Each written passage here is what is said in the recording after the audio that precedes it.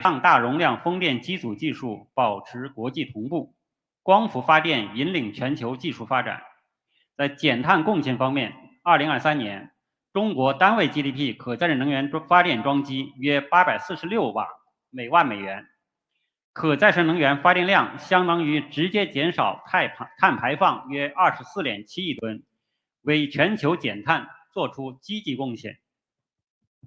With regards to power generation, in 2023, the annual power generation of renewable energy in China was 2,950 terawatt-hour, accounting for about one-third of the total electricity consumption of the whole society. And the renewable energy power generation per capita hit 2,000 kilowatt-hours. As for the technology, at present, China is capable of manufacturing the world's largest 1 gigawatt hydropower turbine. China's onshore low-speed wind power technology is among world's top class, while offshore large-capacity wind turbine technology keeping pace with the international competitors. Moreover, China's solar PV power generation technology has been leading the world. In terms of carbon emission reduction, in 2023, China's installed capacity of renewable energy per unit of GDP was about 846 watts per $10,000, and renewable energy power generation was equivalent to a direct reduction of carbon emissions of about 2.47 billion tons, a strong driving force for the global carbon emission reduction. 各位嘉宾、各位代表，应对气候变化和保障能源安全是当前突出的全球性挑战，需要国际社会合力应对。中国始终以实际行动承担大国责任，积极参与全球气候治理进程。我们愿与国际社会一道，以更大力度推动可再生能源高质量发展，支持中国可再生能源企业与世界各国开展贸易往来、技术交流、经验分享等合作，携手共同应对气候变化。谢谢。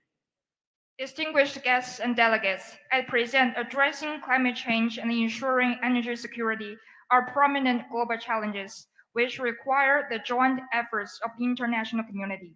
China has always assumed the responsibility of a major country through concrete actions and actively participated in the global climate governance. We are willing to work with the international community to promote the high-quality development of renewable energy with greater efforts and support the exchange and sharing between Chinese renewable energy enterprises and other countries in trade, technology, and experience, so as to fight against climate change together. Thank you.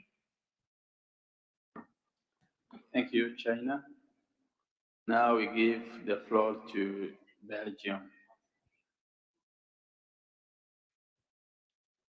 Thank you.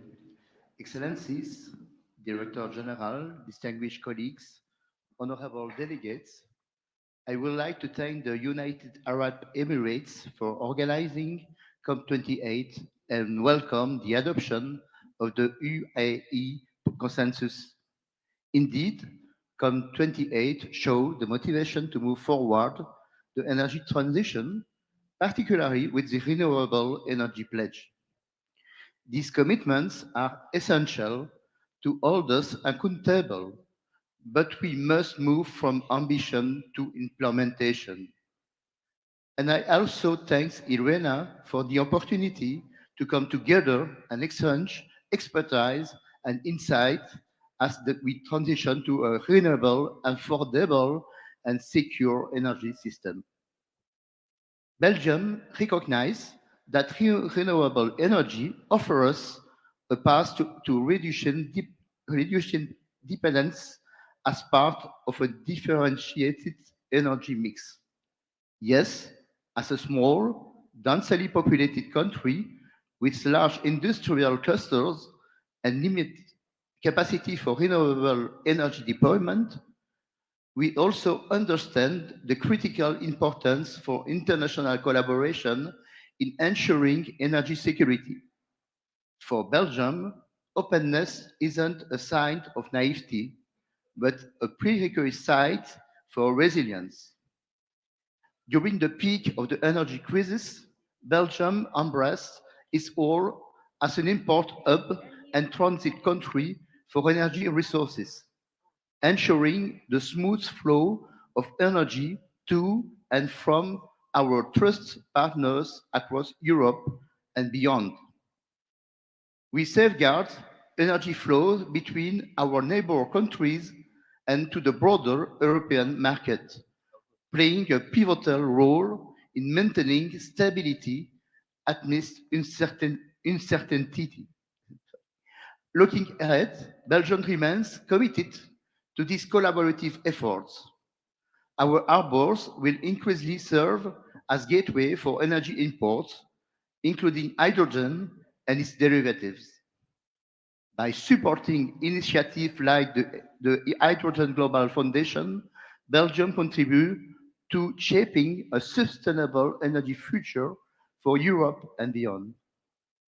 Belgium is also committed to fostering offshore wind as a secure and reliable source of renewable energy for its wider neighborhood. To help realize our ambitious plan to nearly triple our offshore wind capacity by 2030 and help bring over 300 gigawatt offshore wind capacity to shore by 2050. In conclusion, Belgium stands ready to continue its collaborative efforts in addressing the energy challenges today and tomorrow through international solidarity and cooperation, including at IRENA. We can build a more resilient and sustainable energy future for all. Thank you very much.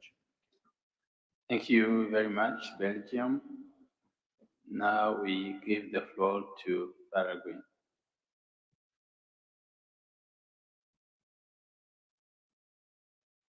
Señor presidente, la República del Paraguay reafirma su apoyo al rol de IRENA como agencia intergubernamental que galvaniza los esfuerzos políticos, técnicos y financieros para avanzar en la transición energética, requisito ineludible en la lucha contra el cambio climático. Destacamos la labor llevada adelante por el director general Francesco Lacamera para el fortalecimiento de la agencia y la excelente organización de la Asamblea a pesar de los eventos climáticos. Agradecemos también al país anfitrión, Emiratos Árabes Unidos, por su compromiso con IRENA y su hospitalidad. Felicitamos a Ruanda por su elección a presidir la Asamblea, así como a Angola, República Dominicana, Georgia e Irak por las correspondientes vicepresidencias. Quiero resaltar que en el Paraguay la totalidad de la energía eléctrica proviene de un 100% de fuentes renovables, producida a través de las centrales hidroeléctricas Acaraí, Itaipú y Yacyretá. Nos sentimos muy orgullosos de decir que somos los mayores productores per cápita y los mayores exportadores de energía limpia y renovable en el mundo, lo que implica además que contamos con un considerable excedente energético y el 71% de la generación bruta de electricidad es destinada a la exportación. Impulsar una transición energética hacia una matriz sostenible con un consumo acorde a la generación de energía es uno de los principales compromisos en el marco de los Objetivos de Desarrollo Sostenible. El principal reto es el de aprovechar de mejor manera los excedentes de energía generados por la hidroelectricidad y fortalecer el uso sostenible de los recursos de biomasa. Paraguay, como país en desarrollo sin litoral, reconoce que la transición energética es un cambio de paradigma, un cambio en la forma en que producimos, distribuimos y consumimos energía. Con la incorporación de la movilidad eléctrica que está en curso, Paraguay se beneficiará en términos de reducción de dióxido de carbono del sector de transporte, que vendría acompañada de una mayor utilización de energía eléctrica limpia a nivel nacional. Adicionalmente, para el Paraguay sería recomendable transitar hacia la utilización de hidrógeno verde como vector energético en el transporte de larga distancia, ya que las características de nuestros recursos naturales y producción energética en el país pueden favorecer su implementación. Entendemos que los grandes excedentes de electricidad con tarifas competitivas y la abundancia de recursos hídricos viabilizan la producción de hidrógeno verde a gran escala. Esto claramente representa oportunidades para la inversión e iniciativas como la plataforma de inversión climática de IRENA, que puede jugar un papel protagónico. Una transición a fuentes energéticas de producción local, desarrolladas con criterios de sostenibilidad, podría permitir al país optimizar su matriz energética para consolidar la seguridad energética no solo en el país, sino también en nuestra región.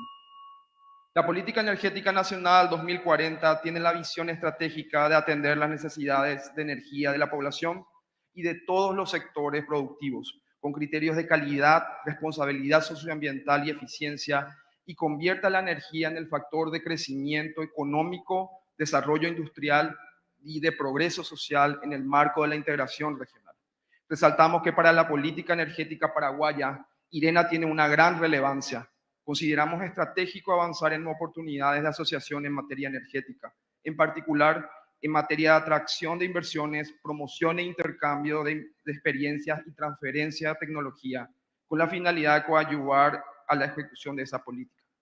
Señor presidente, para concluir, Paraguay confirma una vez más su vocación para continuar desarrollando un trabajo constructivo con IRENA y los Estados miembros para el cumplimiento de los objetivos compartidos por todos en materia energética. Muchas gracias.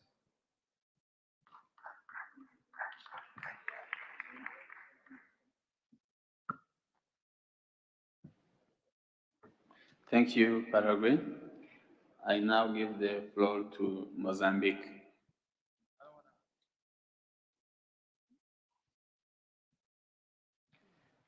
Excellencies,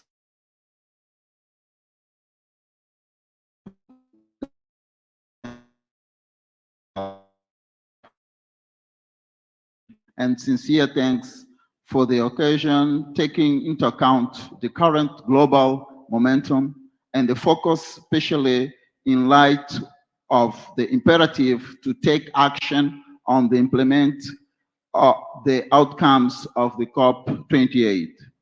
Excellencies, Mozambique is highly vulnerable to impacts of climate change. In 2019, for instance, the country experienced 2 consecutive cyclones, which resulted in economic losses and damages estimated at $3.2 billion. For this reason, Mozambique is committed to the global decarbonization process, as we have a favorable low carbon energy potential that places the country in a unique position to support global energy transition. Further, we have developed some important tools such as Renewable Energy Atlas, renewable policies and strategy, including the regulatory framework worked with IRENA's support. Ladies and gentlemen, during the COP28, we presented the Energy Transition Strategy 2024 to 2050, which comprises of 4 main pillars: modern energy system based on renewable sources, green industrialization, universal access to modern energy, adoption of clean energy for transport at the estimated cost of $80 billion, including the implementation of and acceleration of large-scale renewable energy projects, hydro, solar, and wind. The strategy also recommends a green hydrogen strategy to ensure the energy transition to carbon net zero by 2050. Excellencies, despite the achievements, we are still far to reach the universal access within the time frame established by the UN. The country is huge. Access to finance, including green funds, is a challenge. Needs of capacity building still a bottleneck, just to mention some. The paradox of being rich of energy resources and low access to modern energy to electrify and industrialize the country represents a no-go. Then a just energy transition is a must for the country like ours. On the other hand, the challenge of sustainable use of biomass remains a big issue to address, with severe impact for the targets of the COP28 of our energy transition and all other national, regional, and international instruments related to the climate change mitigation and adaptation. For all these efforts, we recognize the role of international cooperation and invite the investors and stakeholders to engage with Mozambique in a renewable energy project, as well as we appreciate the very good cooperation relations between Mozambique and IRENA, which are contributing for the transformation of the Mozambican energy prospectus. I thank you. Thank you, Mozambique. I will now hand over to the Assembly Vice President Angola, represented by His Excellency Mr. João Borges, Minister for Energy and Waters, to continue presiding this afternoon.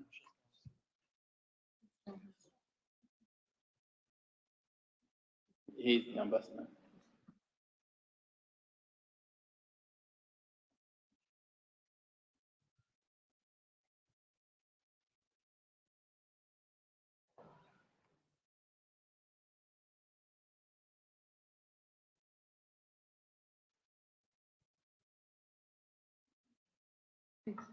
Good afternoon. Just to make some clarify, I'm in behalf of the Minister of Energy and Water of Angola. He who travel right now because some urgent situation to attend. Myself, I am the ambassador of Angola in UAE and the representative in IRENA. Thank you.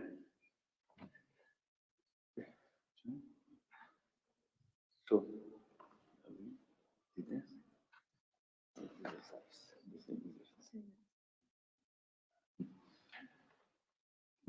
I will give now the floor of Georgia, please.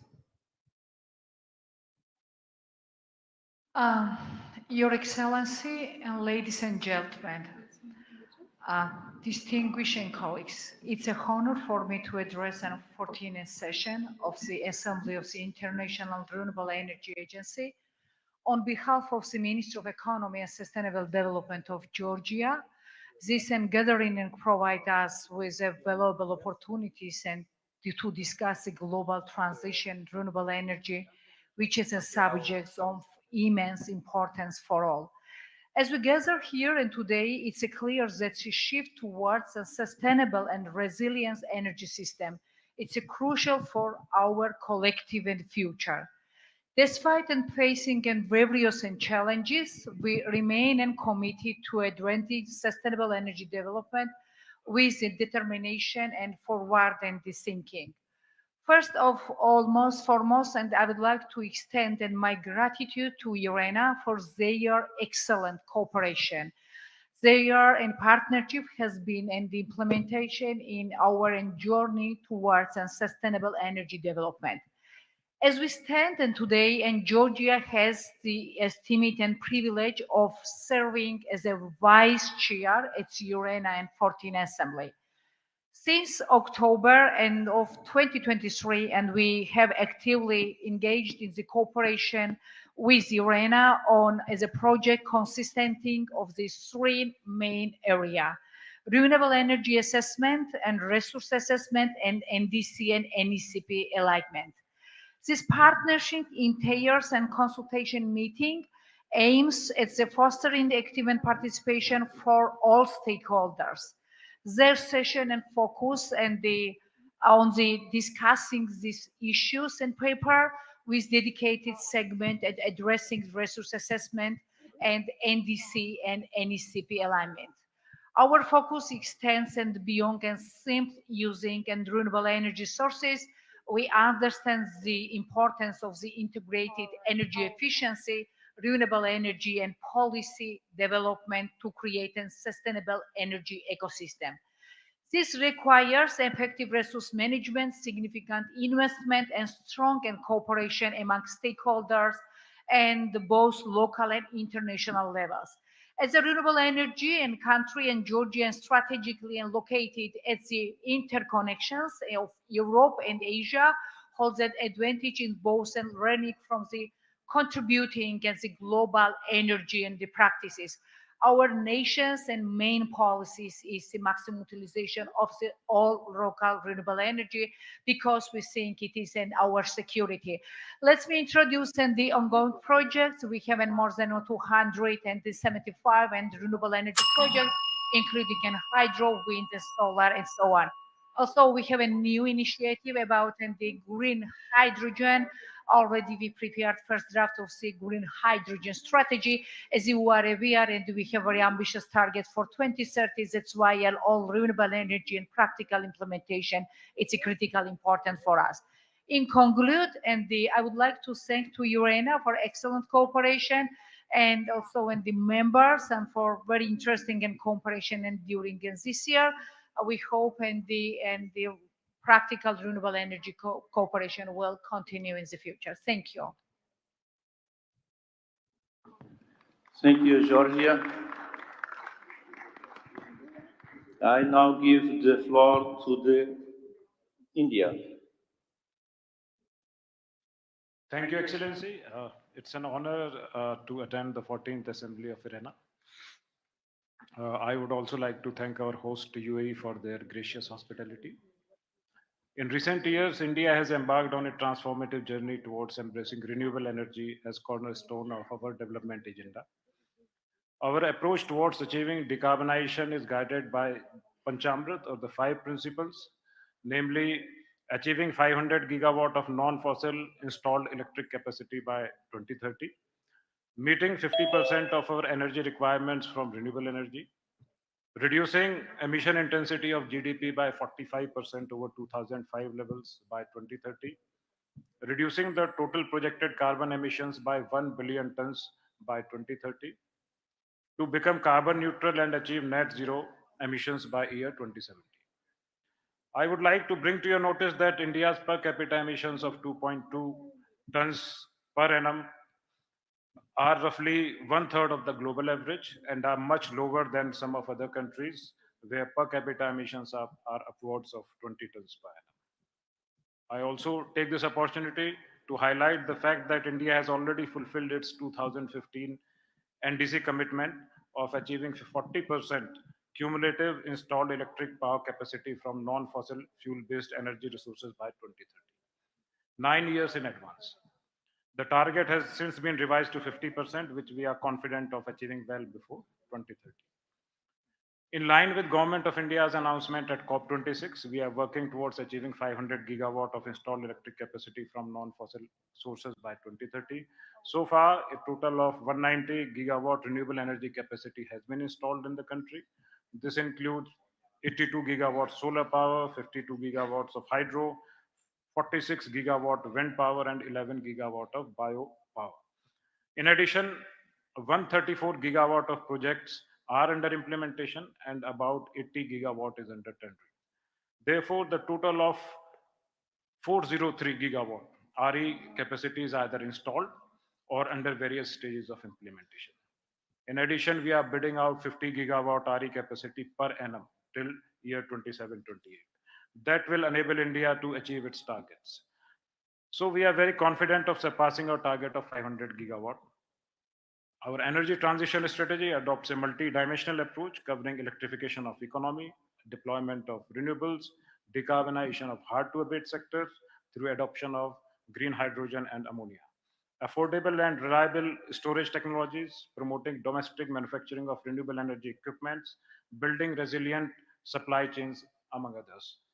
The Government of India has introduced policies and measures for diversification of the supply chains. The production-linked incentive scheme for high-efficiency solar PV modules is one such example. The National Green Hydrogen Mission, launched in January last year with an outlay of $2.5 billion, targets 5 million metric tons annual green hydrogen production capacity by 2030. Already bids of 412,000 tons of green hydrogen production and 1,500 megawatt of electrolyzer manufacturing capacity have been awarded. Commercial scale production is expected to start in 26. We are empowering local communities, particularly in rural and remote areas, by decentralizing energy production. We have recently launched a very ambitious solar rooftop scheme, the PM Surya Ghar Muft Bijli Yojana. This is a scheme with an outlay of $9 billion, envisages installation of rooftop solar PV in 10 million households. We are also working on promotion of energy efficiency and strengthening and expansion of our grid to ensure seamless and efficient renewable energy integration. Further, India has issued a strategy for establishment of offshore wind energy projects and has issued the first bid for leasing out of seabed for development of 4 gigawatt of offshore wind power projects. We have created a conducive environment for RE deployment in the country through a number of initiatives and reforms over the last decade. Some of the major ones include permitting foreign direct investment up to 100% under the automatic route, declaration of trajectory of renewable energy purchase up to year 2930, envisaging increase in total consumption of electricity from currently 22% to 43% by 2030. Quicker and smooth energy transition cannot be achieved without enhanced collaboration.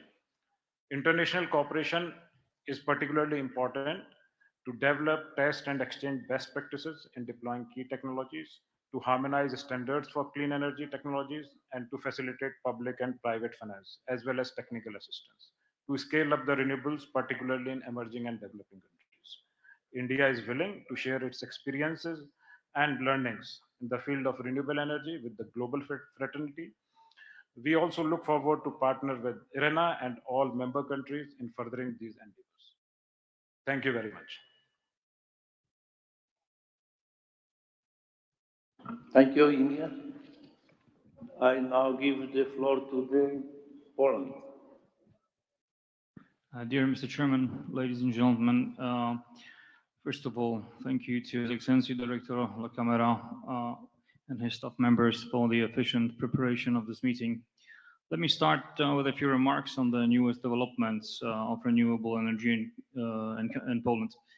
Last year was another milestone for achieving climate targets. We have deployed over 6 gigawatts of renewable energy sources, mostly solar, which accounts for almost 5 gigawatts and onshore wind with almost 1 gigawatts of an additional installed wind turbines capacity. We have increased the share of clean energy in the total electricity supplies to almost 28% in 2023. 1 year ago, renewables provided 22% of the overall electricity to the Polish economy. Although solar photovoltaic accounts for the largest share of installed renewable energy capacity, onshore wind provided 14% of the electricity supplies in Poland in 2023 as the most efficient renewable energy technology. That is why it is also important to provide the adequate legal conditions for further development of this wind energy. The pace of renewable energy development in Poland is fast, and we're going to accelerate it even further by relaxing the spatial planning rules for onshore wind farms and implementing the European Union's revised Renewable Energy Directive provisions on permitting. The ambitious goal is to reduce the procedures to 1 year inside the renewable acceleration areas and to 2 years outside of them. We are going to reduce administrative burdens for our entrepreneurs and unlock their potential and energy. Furthermore, we are going to improve the energy security of our economies by increasing the amount of clean energy and strengthening the local industry. The new European Net Zero Industry Act and another measures implemented by the Polish government will support the development of local manufacturing capacity.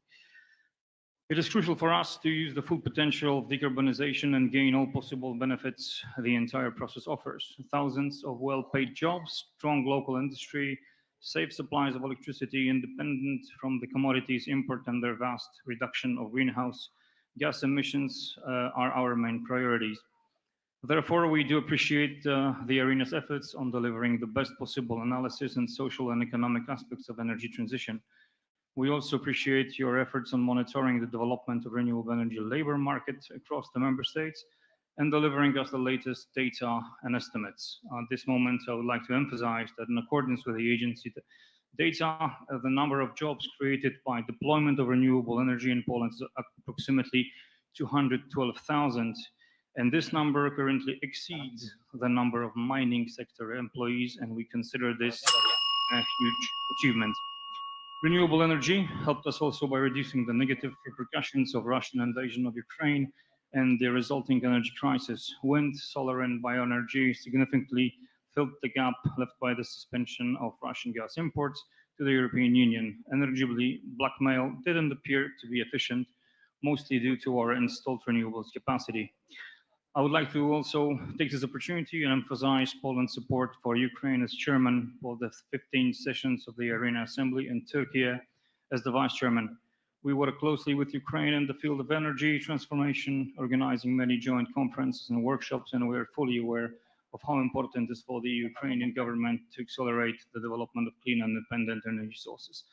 Furthermore, renewable energy is also much cheaper than fossil fuels commodities with its soaring prices. It creates opportunities to modernize our economies and increasing its competitiveness and innovativeness. Thank you. I would like to thank the IRENA for all the support in facing challenges of the demanding process of energy transition. Thank you very much. Thank you, Poland. I now give the floor to the Indonesia. Thank you, Presidency.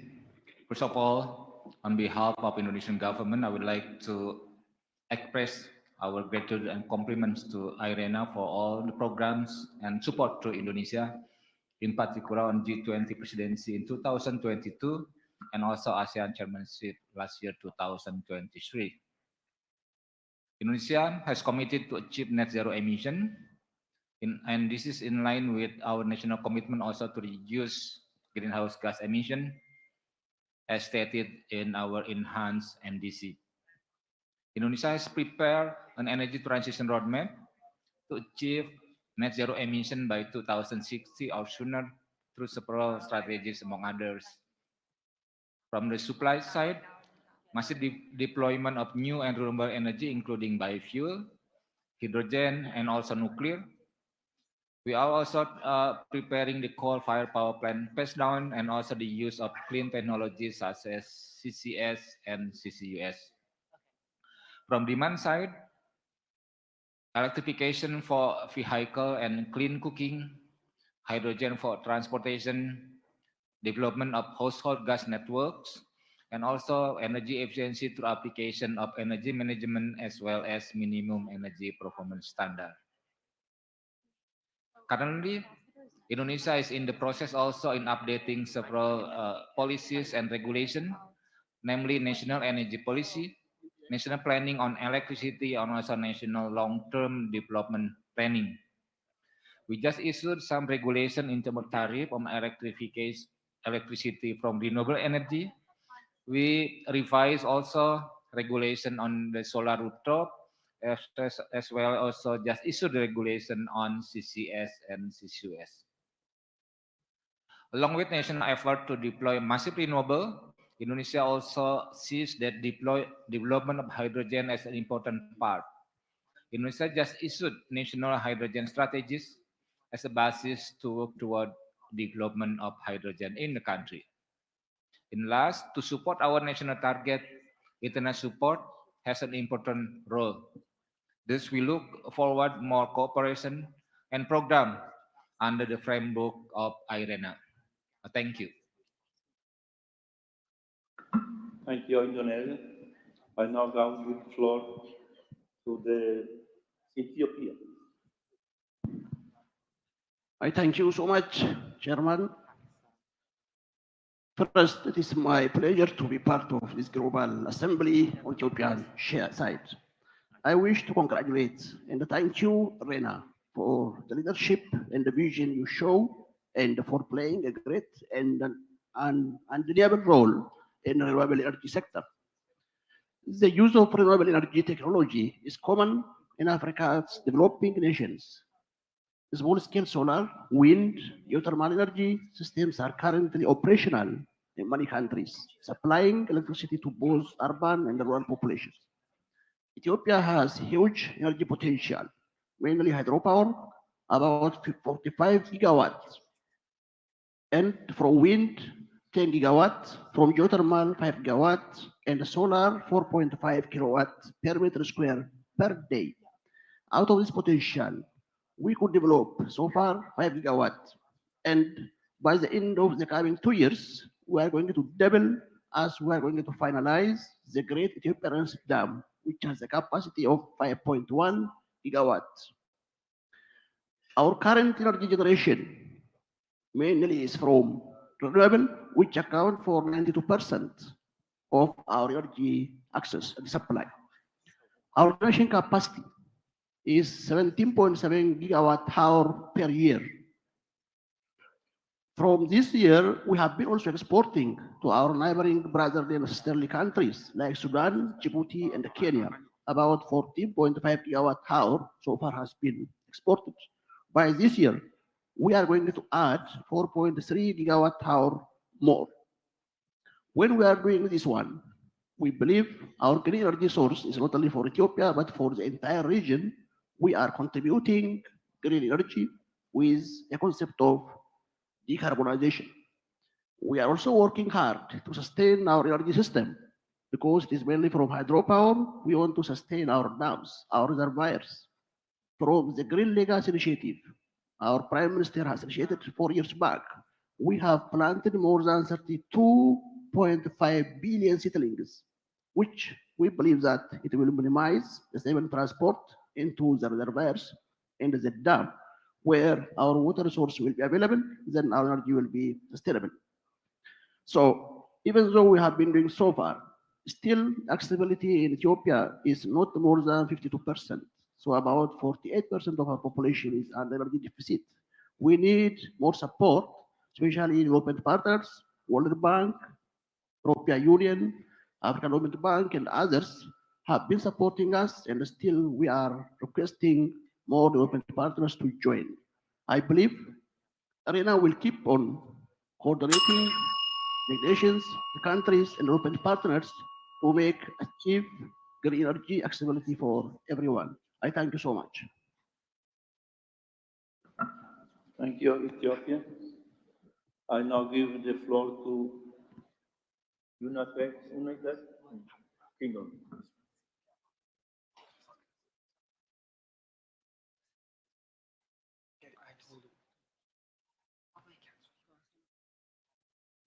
United Kingdom.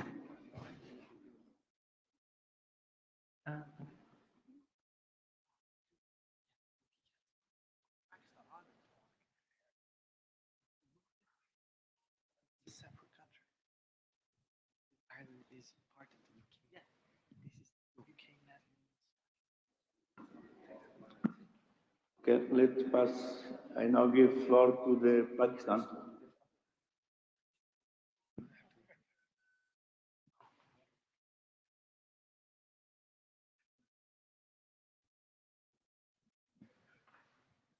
Thank you, Mr. Chairman.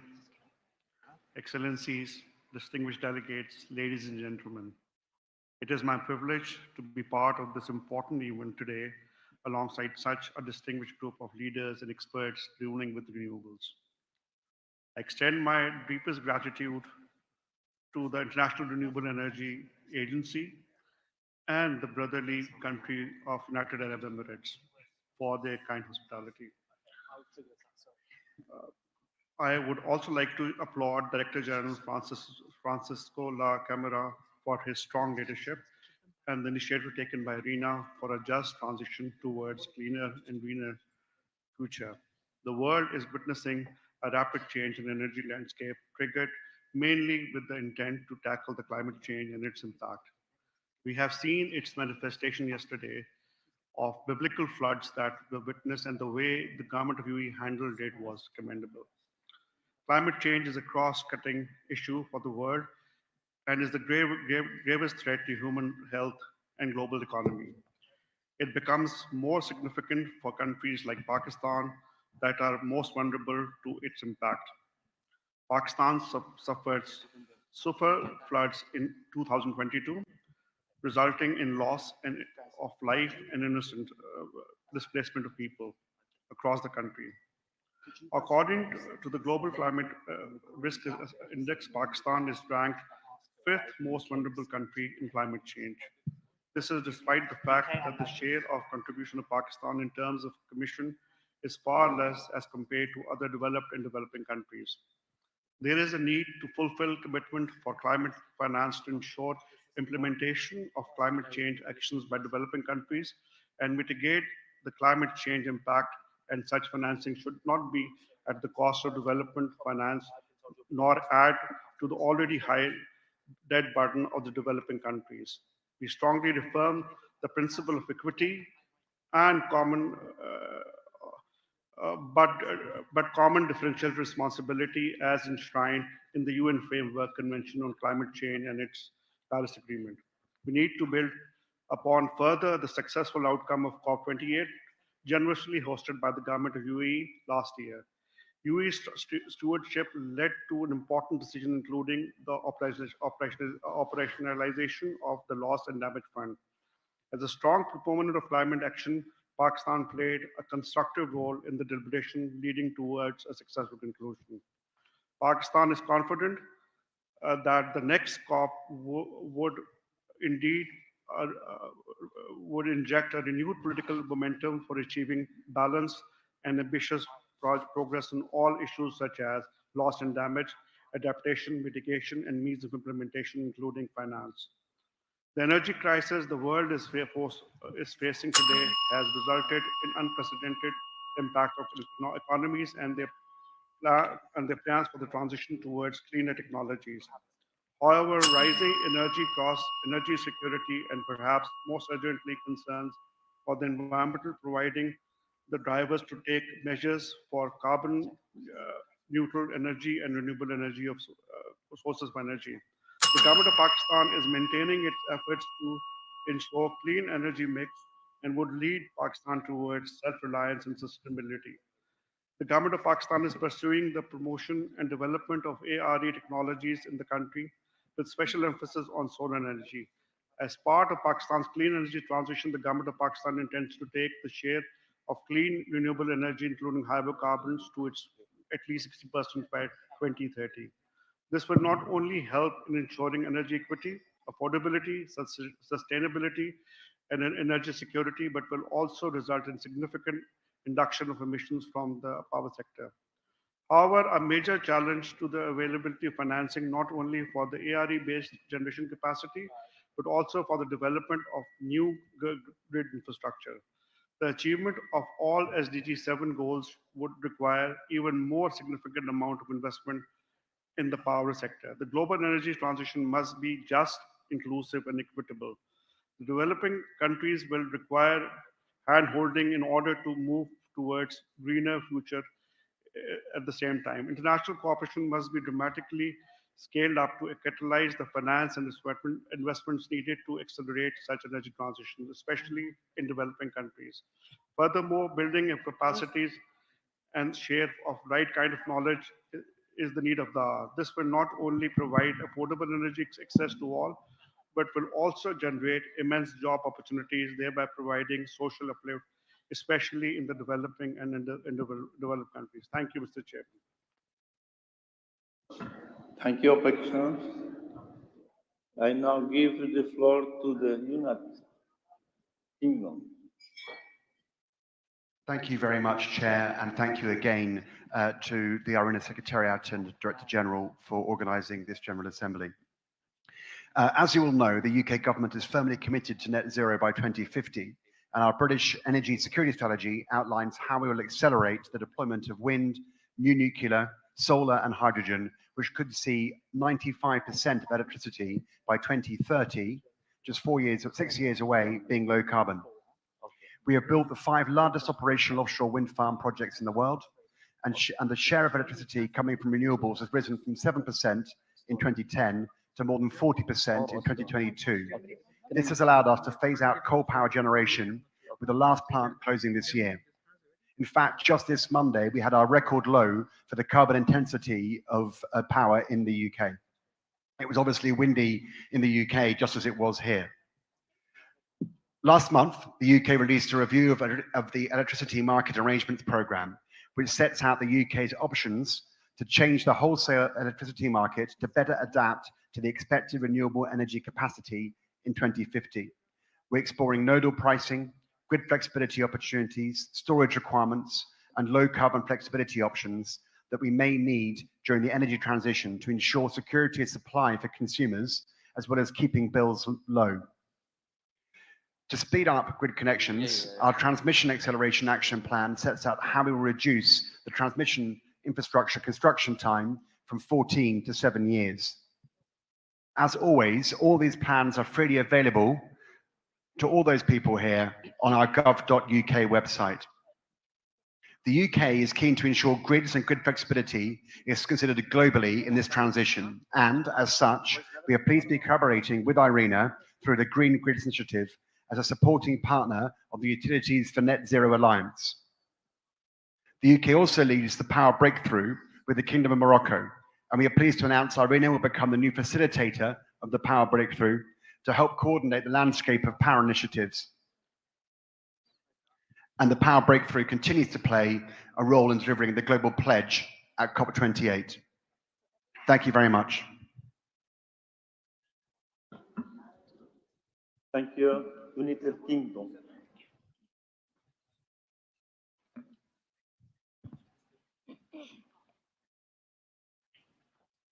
I now give the floor to the Netherlands. Thank you, Mr. President. Esteemed colleagues, ladies and gentlemen.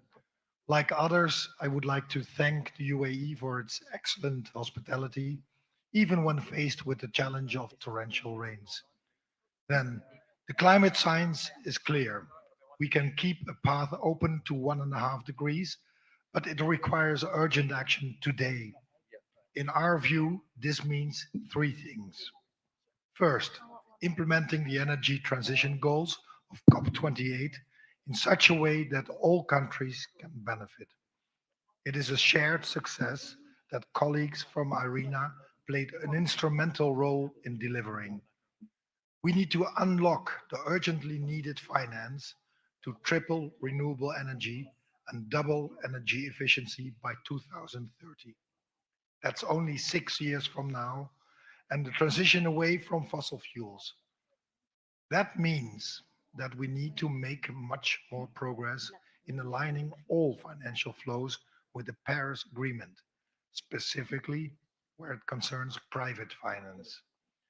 We would particularly appreciate IRENA's guidance and cooperation on how to ensure finance flows towards countries where the business case for investments in renewables and energy efficiency is not so easily made. But as governments, we should also undertake action by phasing out fossil fuel subsidies, and thereby moving away from fossil fuels. This would unlock, at the same time, the urgently needed finance to triple renewable energy and double energy efficiency. The Netherlands has taken the initiative for this by bringing together a group of first-moving countries. We invite others to join as well. Another big challenge is grid capacity. Our grid capacity needs to match our renewable energy ambitions. It is important that businesses and individuals can keep making their activities more sustainable. In the Netherlands, being a densely populated country in which the energy transition has been going fast last years, this is a challenge. Therefore, timely and billions of investment is needed in our grids. Second, we cannot tackle these challenges in isolation. There can be no doubt that the war in Ukraine and its impact on the global energy sector have made clear the vulnerability of our energy system. Renewable energy is also crucially linked to energy security. By reducing our dependencies on fossil fuels and related imports, and by diversifying energy supply chains, we can bolster resilience against geopolitical shocks. That is why the Netherlands is focused on the power of partnerships, green partnerships that deliver for our energy transitions and for economic development. Third, hydrogen will play a key role in integrating renewable energy in the Dutch energy system, in particular offshore wind energy from wind farms at the North Sea. Through tenders, we will subsidize the local production of hydrogen. We have allocated 5.2 billion euros from our climate fund for onshore electrolysis up to the year 2030. We are also preparing ourselves for offshore hydrogen production in the near future by launching pilot projects. Domestic production will not be high enough to meet market needs. Imports will be needed to supply our industry, heavy transport sector, and power plants. Therefore, importing hydrogen is crucial in our strategy. The Netherlands will join the German initiative of H2 Global to help kickstart the import of hydrogen. Our countries will launch a share tender before the end of this year. All in all, I would like to conclude by emphasizing that we are committed to keep the 1.5 degrees pathway alive here in IRENA as well as elsewhere with the best science available and by working together on ambitious economy-wide and concrete climate plans for our common objectives and future. Thank you. Thank you, Jennifer. I now give the floor to the Germany. Thank you very much. Dear colleagues, dear President of this Assembly and session, we are celebrating IRENA's 15th anniversary this year, and with that, a huge success story. Since its inception, IRENA has grown tremendously in terms of its capacities, areas of expertise, membership, and impact. This, of course, brings new challenges, but also new opportunities. International COP28, the outcome of COP28 is historic. The agreement on the global goals of tripling renewables, doubling annual energy efficiency improvement, and transitioning away from fossil fuels gives us a real chance to reach a share of at least 2/3 renewable electricity by 2030. Win the fight against climate change together by limiting global warming to 1.5 degrees and at the same time ensure energy security by decreasing dependence on fossil fuels. Achieve universal access to sustainable and affordable energy and generate new jobs and prosperity for all by making the most of the strong business case that renewables are increasingly becoming. The Accelerated Partnership for Renewables in Africa, the APRA, is a prime example of how IRENA and partners can successfully facilitate global cooperation to this end. And the next round of the NDCs is a turning point. New NDCs with 2035 as target years need to ratchet up ambition, the economy-wide, and cover all greenhouse gases, including methane. They have to show investors how to support a 1.5 aligned development. At home in Germany, we are doing a part to accelerate the sustainable and clean energy transition with renewables and energy efficiency at the center of our policy making. Last year, Germany's emissions dropped by more than 10% compared to 2022. We are on course to attain our 2030 climate target of reducing our greenhouse gas emissions by nearly 2/3 compared to 1990. In 2023, for the first time, more than half of the gross electricity consumption in Germany was covered by renewables. The share is set to rise at least 80% by 2030. And in 2023, more solar panels were installed in Germany than ever before. Germany is speeding up its transition, vital ingredients being full speed deployment of renewables, decarbonization of our industry, rollout of heat pumps to decarbonize the way we heat buildings, planning rolling out our hydrogen grid, and the extension of EU emissions trading. All of these measures contribute to big cuts in our carbon emissions. So let's go together ahead. Thank you very much for listening to me. Thank you, Germany. I now give the floor to Australia. Thank you, Chair. I'm pleased to provide the Assembly with an update on Australia's national experience. Australia enshrined in legislation our new target of 43% emission reductions by 2030, along with our net zero by 2050 commitment. And we're in the process of developing an ambitious 2035 NDC, consistent with our shared obligations under the Paris Agreement. We are rapidly transitioning away from fossil fuels, increasing renewable generation just over 30% now to over 80% by 2030. The Australian government has an ambitious but achievable plan for the electricity and energy sector, and our abundant sunshine and wind provide the opportunity to capitalise on the global transition to achieve net zero emissions. We are embracing the net zero transition to provide new jobs and build new industries. And we want to ensure our goods are low emissions to give us an advantage in the new net zero economy and make sure we are not left behind. Beyond our borders, we are proud to be a part of a vibrant, diverse, and prosperous region, and will work closely with our Pacific and Southeast Asian partners to develop our economies and reach our shared goals. Central to this is our ambitions in becoming a renewable energy superpower to attract investment and profile our green exports. The government has committed more than $40 billion to our energy transformation, including $20 billion for rewiring Australia's transmission infrastructure and a new $1 billion for the Solar Sunshot program to support the development of Australia's solar manufacturing industry. We want cheap, clean energy to power our future and for energy supply and systems to be sustainable over the longer term. The government is developing a national energy performance strategy to accelerate and boost energy performance measures to ensure consumers benefit from the energy transformation. As Australia realises its aspirations to become a renewable energy superpower, we will increase energy security and contribute to decarbonisation efforts both domestically and internationally. Australia has long been a dependable energy partner, and as the world decarbonises, what and how we trade will change. We are enhancing cooperation with our key trading partners to support their energy transitions and supporting policy development on the diversification of battery and solar supply chains.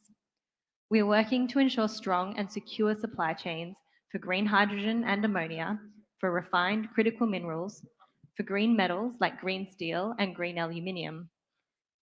At COP28, we welcome the UAE consensus, in particular its clear guidance for future NDCs to be aligned with 1.5 degrees, its acknowledgement of the findings of science around the global reductions needed in 2030 and 2035, and for setting out important collective goals to triple renewable energy and double energy efficiency. This must be a clear guiding light for all countries, particularly major emitters. Follow through on the global stocktake will be an important marker of progress this year, recognising, of course, that how parties take forward collective COP28 consensus will be different and depend on their own nationally determined pathways. The green energy transition is our most significant challenge and our greatest opportunity. Our collective future prosperity depends on our ability to rapidly deploy reliable and clean energy at scale. So we look forward to working with IRENA and all its members to develop and execute decarbonisation pathways and achieve our Paris goals. Thank you. Thank you, Australia. I now give the floor to Estonia.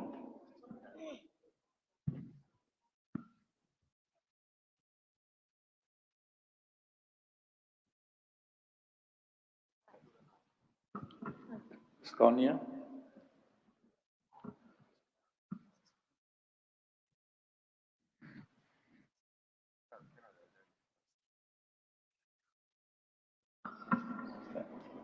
I give the floor to the Lebanon.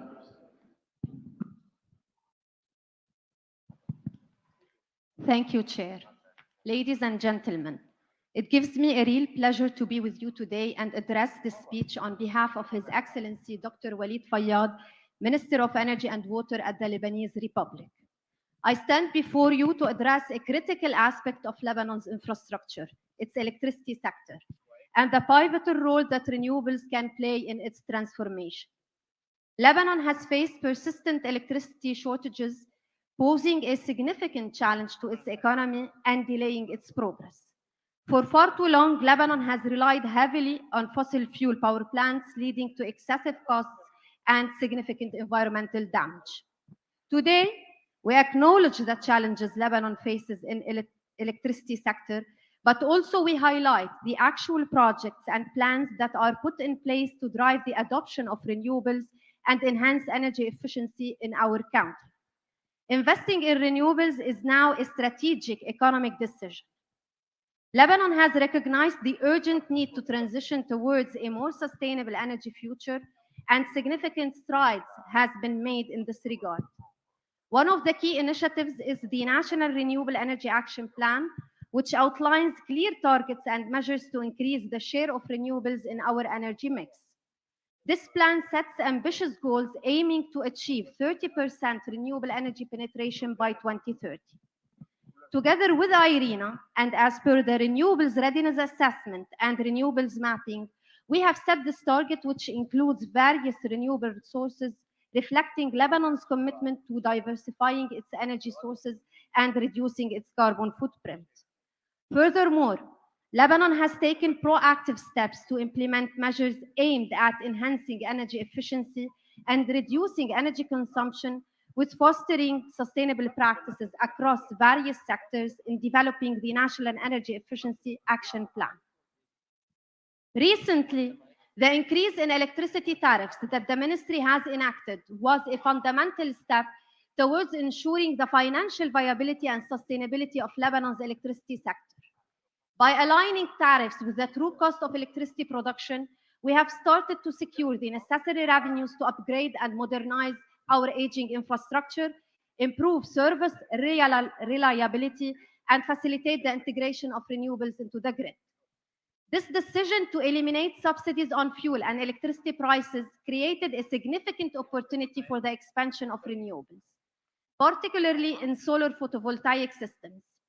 The decentralized solar PV market witnessed a huge growth in both 2021 and 2022, culminating in a cumulative capacity of 870 megawatt by the end of 2022, which represents 320% year-to-year increase and surpasses the 500 megawatt target set for 2030. Moreover, the ratification by the Lebanese parliament of the Decentralized Renewable Energy Law in December 2023 is paramount to unlocking Lebanon's renewable energy potential and fostering a more inclusive and resilient energy system. The implementation of this law will lead to increasing the installed renewables capacity, where peer-to-peer exchange and all types of net metering will allow the supply to the national grid. This legislative framework will encourage private investment in renewable energies and promote innovation and job creation in the renewable energy sector. In conclusion, Lebanon is at a key moment in its energy transition journey.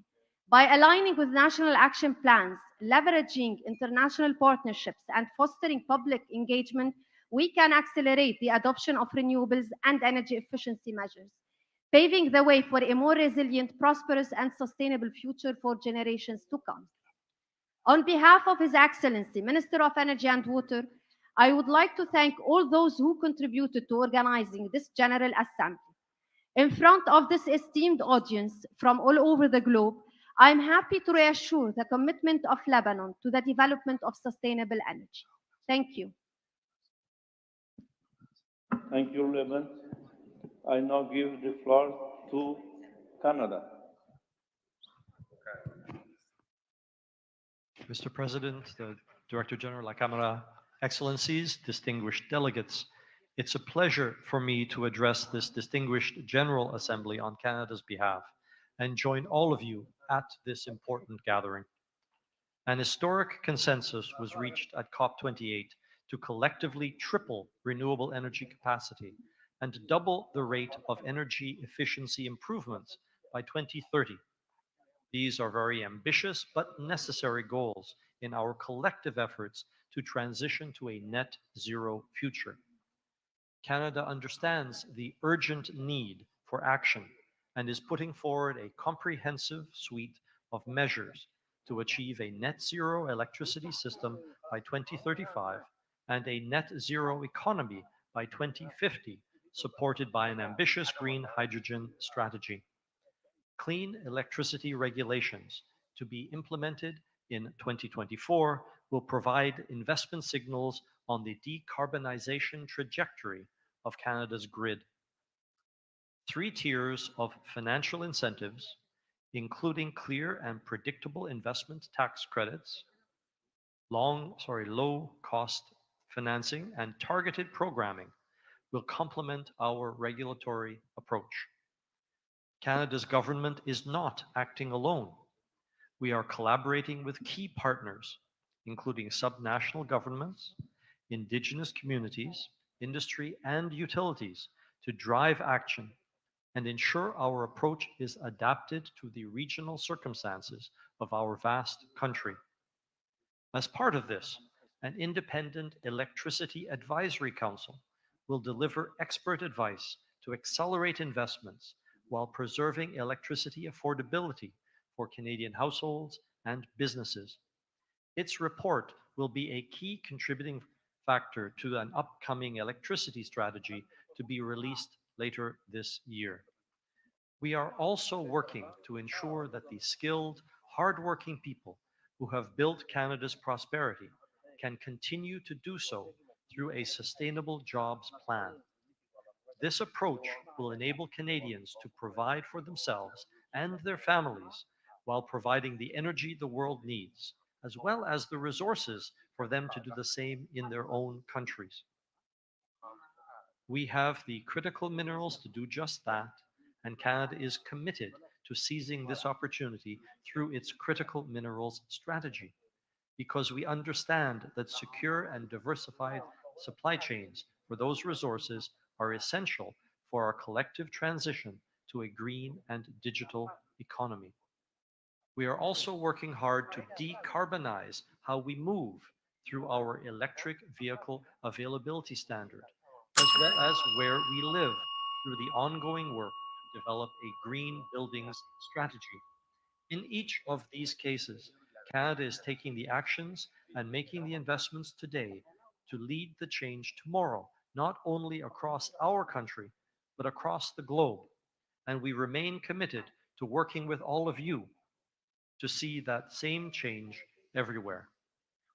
In closing, I would like to commend the IRENA Secretariat and Director General La Camera for all of the work that has been carried out over the last year to implement the work program and to express Canada's commitment to build on the strong collaboration established with the agency. Thank you. Thank you, Canada. I'm going to throw this mic at those. I now give the floor to Spain. España. Hi, good afternoon. I would like to thank Irene and thanks and congratulate to you to overcome this situation. I would like to remark the solid commitment of Spain with the COP28, the agreement including tripling renewable and doubling energy efficiency. We are completely committed. Those objectives allow countries to advance towards a cheaper, cleaner, and more secure energy supply. Spain, as I mentioned this morning, has reached the goal of 50% renewable energy in our power sector in 2023. After this achievement, every 1% of renewable energy share increase will be more difficult. Big efforts in storage flexibility on either demand and supply sides, as well as demand response, are being put in place. Grid is playing a key role, which is only to grow higher. To continue advancing, there is a very good example of multilateral collaboration at the EU level. Next Generation EU program by the EU Commission is allowing investments in renewable energy, storage, value chain, hydrogen, and they are happening right now at European countries. As stated in COP28, enhanced global cooperation is of the highest relevance to reach these ambitious goals. IRENA is playing a key role in this global cooperation, so please continue with that. IRENA's work can help reducing risk, which means more financial resources can go to the development countries, increasing their opportunities to implement renewable energy sources. To finalize, I would like to thank the opportunity and mention that we are happy to collaborate with IRENA or any other member states. Thank you. Thank you, Spain.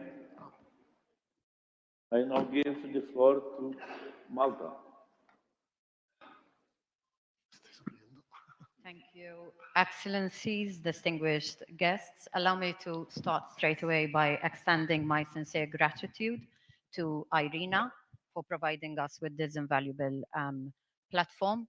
Malta, the smallest island state in the Mediterranean, is working hard to take leadership and be ambitious. Our land, geographical land, is very limited. However, our energy journey is a testament to resilience.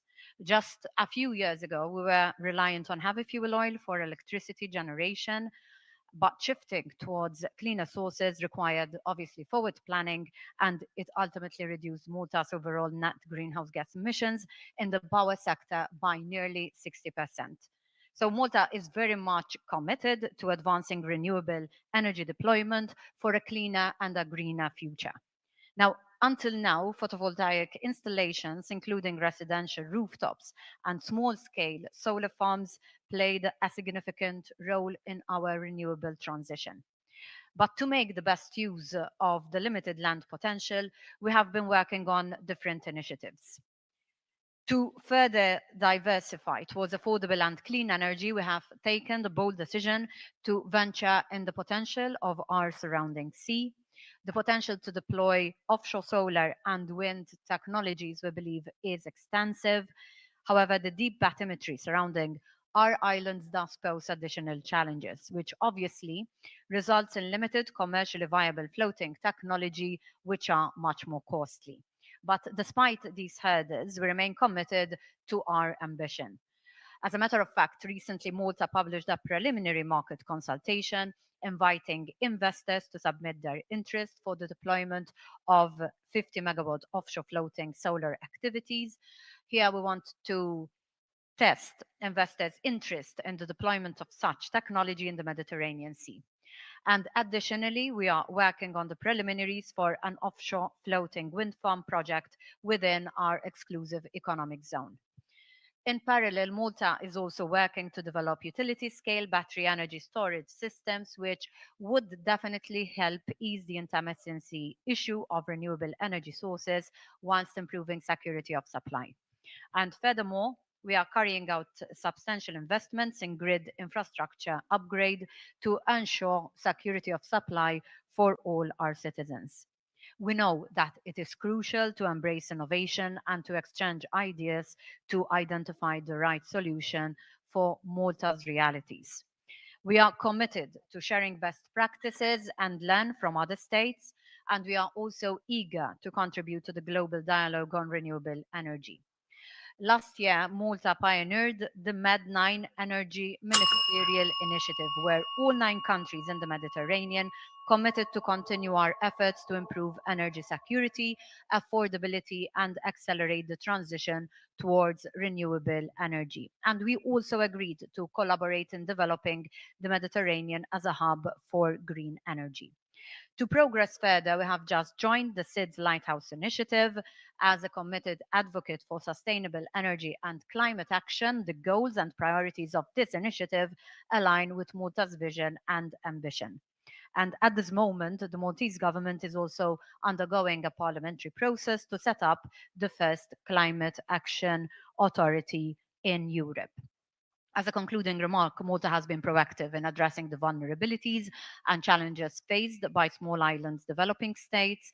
The Island for Islands initiative launched at COP26 bears testament to our resolve to assist SIDS in combating the adverse effects of climate change. And I believe that IRENA is the right forum because together we can forge paths, overcome obstacles, and also reach new heights. If we keep moving forward together, despite the challenges we might face, I believe that we can achieve our ambition because our final ambition is one. Thanks a lot. Thank you, Malta. I now give floor to Djibouti.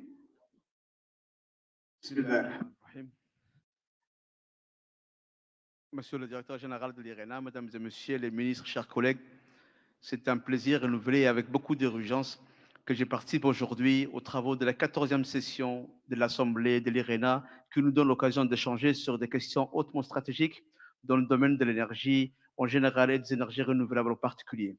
Je tiens d'emblée à adresser mes vifs remerciements au directeur général de l'IRENA pour son invitation, mais aussi et surtout pour le rôle ô combien important et déterminant que joue l'agence dans la promotion des énergies renouvelables dans le monde. Mesdames et messieurs, en choisissant de placer notre rencontre de ce jour sous le thème résultat de la COP28, infrastructures politiques et compétences pour tripler les énergies renouvelables et accélérer la transition énergétique, vous touchez à l'un des enjeux majeurs qui nous préoccupent et nous interpellent le plus. En effet, mon pays, la République de Djibouti, a fait de l'énergie l'axe central de sa stratégie de croissance accélérée en vue d'atteindre l'émergence économique. Elle occupe donc une place prépondérante dans la politique de développement de notre pays. L'engagement du gouvernement qui reflète celui du chef de l'État, son Excellence, M. Ismaël Mergueli, pour la promotion et le développement des énergies renouvelables est à la hauteur de nombreuses actions qui ont été réalisées et des projets de construction d'infrastructures énergétiques d'envergure concrétisés dans ce domaine, accordant une place de choix au mix énergétique renouvelable. En effet, après l'importation de l'hydroélectricité de l'Éthiopie, nous avons mis en place un parc éolien de 60 MW et un projet solaire de 50 MW qui est en projet. Mesdames et messieurs,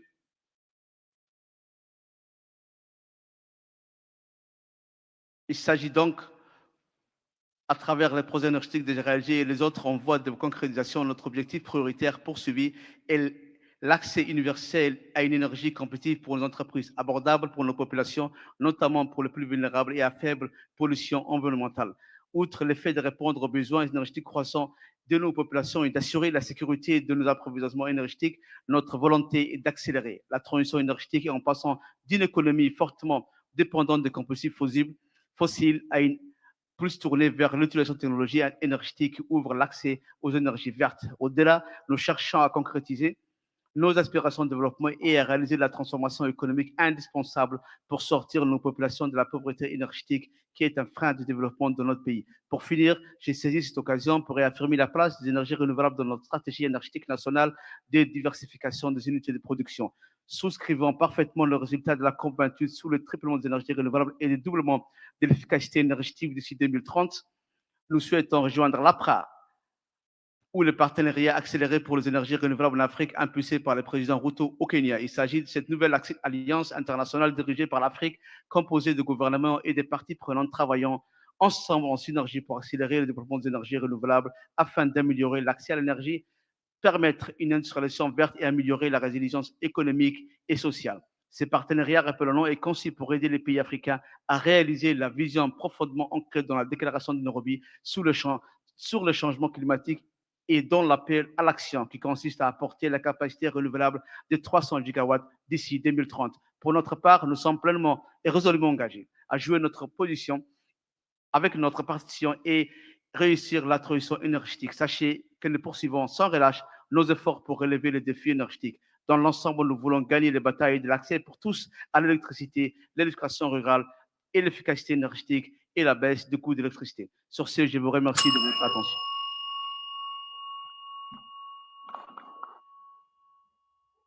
Thank you. I now give the floor to the Papua New Guinea.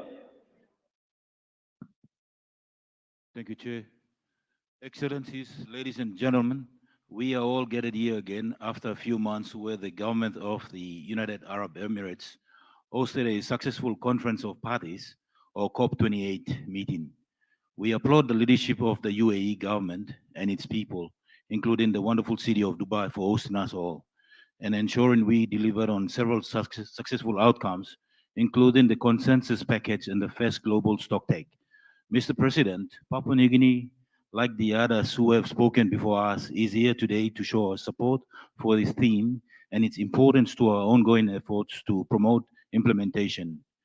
In year 2022, we spoke about policies and legislative reforms, progress, and what we can do as a country to progress renewable energy implementation. The outcome of the first global stocktake at the COP28 in Dubai has indicated that renewable energy progress, reform, and the implementation in our country will require support towards a just energy transition.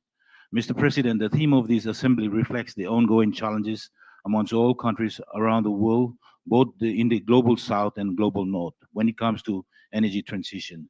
Amidst the global conflicts that poses a threat on the global supply chain and energy consumption balance across the world, a just transition to renewables will always remain an important challenge for many of our countries, including the small island states.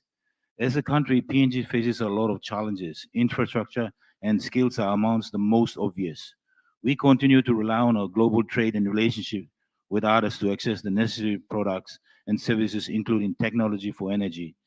Energy transition to renewables and the ability to accelerate will not be upon us alone as a country and a region. We will need the collective collaboration of all countries and governments. This requires us to also acknowledge that international partnerships will be relevant for this. We intend to move forward with this question. How will this assembly and its members use all our convening powers to collaborate with other multilateral forums call for a global action? During the SEEDS ministerial meeting yesterday, the resilience aspect of a just energy transition was repeatedly reflected in almost all the ministerial intervention. An important challenge raised by Dominica on how we can pursue the development and deployment of SEEDS appropriate technology. Mr. President, PNG, like all other SEEDS members, rely heavily on energy for economic activities, including key ones like tourism, fisheries, agriculture, and not to mention general electricity generation for all other socio-economic uses.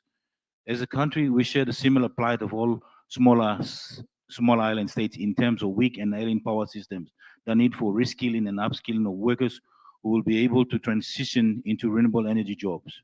We also acknowledge that amidst all this, our economy remains dependent on the country's continued effort to provide energy to its citizens. Reliable electricity supply for the entire country and economy stands as a key priority for our government. We know that non-renewable energy, including fossil fuel, is expensive, but we also lament the fact that renewable energy technologies and infrastructure remain as a challenge. This means that consistent energy supply will remain relevant to the achievement of our sustainable development goals as well. Mr. President, in closing, PNG remains committed to its renewable energy goals and targets. Tripling its renewable energy will depend on the collective effort of countries to collaborate seriously on technology development and deployment. Thank you. Thank you, Papua New Guinea. I now give the floor to the Gambia. Thank you. The President of the Assembly, distinguished delegates, ladies and gentlemen, good afternoon. As we gather here to take stock of the work of IRENA in the past year, as well as review the global renewable energy development, it has become apparent that the international community has a Herculean task to promote large-scale deployment of renewable energy technologies, and the organization to lead these efforts can only be the International Renewable Energy Agency. Moreover, energy access, energy security, climate change, and all remain a major global challenge, as we have witnessed during the past years. Interestingly, renewable energy resources which are available in all the countries around the world appear to be common vehicle to deliver viable solutions to all these three major global challenges. More so, the infinite nature of renewable energy resources present a great opportunity for the global community to rapidly accelerate massive deployment of renewable energy technologies for a speedy energy transition. To facilitate this drive, countries do not only need an energy transition strategy, but a package of incentive measures and instruments to attract private sector investment in energy transition technologies. Distinguished delegates, back at home in the Gambia, the government and all its value partners have committed and prioritized the energy transition process by embracing and deploying renewable energy in the country's power sector, in the country's power supply system. Therefore, in a bid to transform and modernize the Gambia's electricity supply system, the government, with the support of its donor partners, developed the Electricity Roadmap 2021 to 2040. The roadmap, which outlines the investment requirements of the electricity subsector in terms of both power generation and transmission and distribution, seeks to achieve universal electrification by 2025, a little bit earlier than the target for the SDG 7. The Gambia plans to generate at least 50% of its electricity needs from renewable energy sources by 2040, and a good percent of this renewable energy generation will come from solar. As part of the implementation of the Gambia's electricity roadmap, I am pleased to inform the August Assembly that on the 9th of March this year, the President of the Republic had inaugurated the first utility-scale solar plant of about 23 megawatts with 8 megawatt hour of battery storage. This is a very significant project for the country, as it makes the beginning of a major drive to decarbonize the country's electricity system. In addition to this first utility-scale solar plant, the Gambia, through the West African Power Pool, has fully developed 150 megawatts regional solar power park project, and the first phase of the project, which is about 50 megawatts, would be tendered in the second quarter of this year. The sub-regional interconnectivity with enhanced energy security, diversify our energy needs, and provide access to cheaper energy source for the population. In the race against 2025 target for universal access, it has become practically obvious that grid extension projects alone cannot provide viable reach for all the population in the country. Thus, communities that are far reach or are away from the grid would be provided with off-grid energy systems as an interim electrification option to accelerate universal access pending the arrival of the grid. Similarly, solar home systems programs are also developed and been funded through the European Union to solarize about 1,000 schools and also 100 health facilities in the country. In conclusion, as we look forward to fruitful partnerships and collaborations with investors, international and bilateral partners here present in our quest to achieve our universal energy access and energy transition agenda, please allow me to seize this opportunity to thank all the delegates for taking time off their busy schedules to attend this 14th Assembly. Finally, I wish to reiterate the commitment of the government of the Gambia to the promotion and upscaling of renewable energy deployment as part of the country's energy transition agenda, and look forward to IRENA's support and collaboration in including the Gambia in the second phase of the initiative, Empowering Lives and Livelihoods, Renewable Energy for Climate Action. I thank you all. Thank you, Gambia. I now give the floor to Switzerland. Thank you, President. Switzerland thanks the IRENA Secretariat for the work accomplished over the last year, COP28 and the organization of the General Assembly in two parts presented unusual operational challenges. The Directors General report mentions that IRENA must balance the need to be responsive to immediate priorities and short-term challenges with long-term strategies. This is all the more true in the troubled times the world is currently going through. For Switzerland, it is important that IRENA continues to prioritize its work in favor of the energy transition and access to renewables in the countries and regions that need it most, such as the small island developing states or the landlocked developing countries. This is a major equity issue.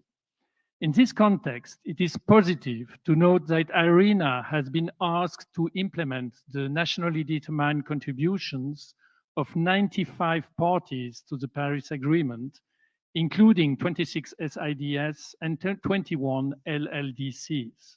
We see this as a proof of the need for IRENA's services. Switzerland attaches great importance to good cooperation between various agencies and processes.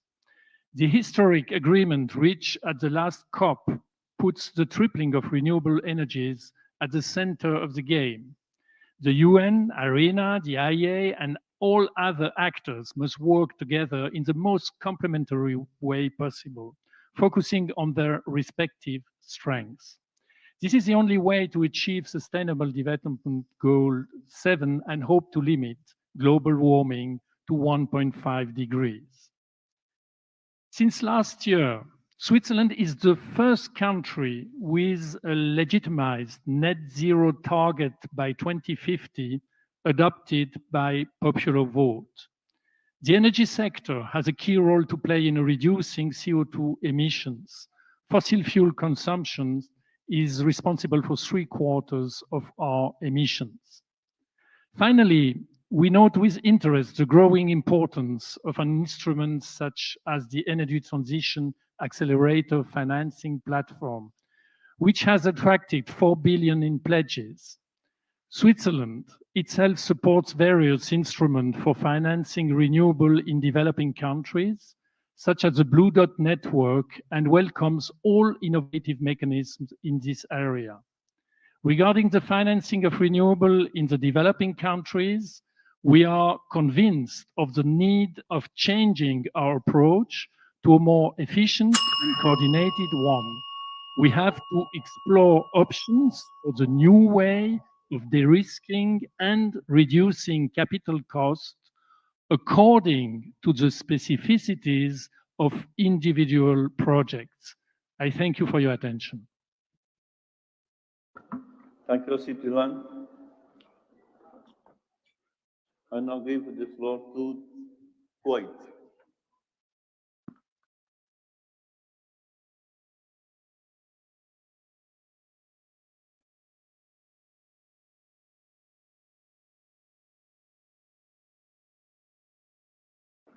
Kuwait.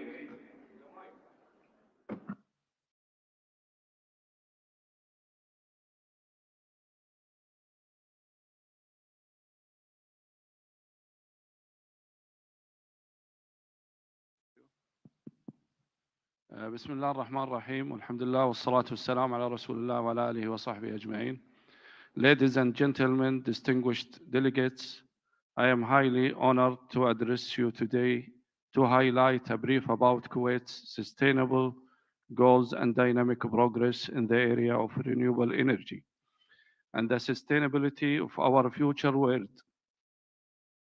We as a nation keenly aware of addressing the importance of climatic change challenges and fully supportive to be at the forefront of the global movement towards a sustainable and carbon neutral future.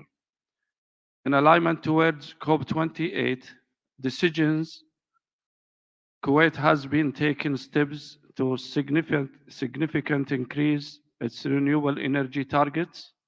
In March last year, the government of Kuwait announced an ambitious target aiming to double the share of renewable energy from 15% up to 30% by 2030, with a target of increasing 50% by 2050 of renewable energy contribution.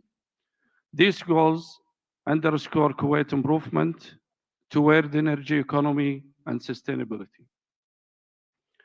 In parallel, energy efficiency, which is really very important, stands as a cornerstone of Kuwait's national sustainable energy strategy. By 2030, energy efficiency strategies will continue to be utilized to limit its growing demand to 10% compared to 2020 levels. The target will be achieved through an innovative set of policies and incentive programs, along with the deployment of the latest technologies. Furthermore, Kuwait has proudly initiated the second and third phases of the renewable energy park called Shigaya. This giga project will mark both our renewable energy installed capacity for the next years. Within the upcoming 5 years, these initiatives will introduce a remarkable addition of 5,000 megawatts to our national grid from the Central Renewable Energy Park, as well as 2,005 megawatts from the distributed power generation level, which will move us towards our 30% renewable energy goals by 2030. 2030.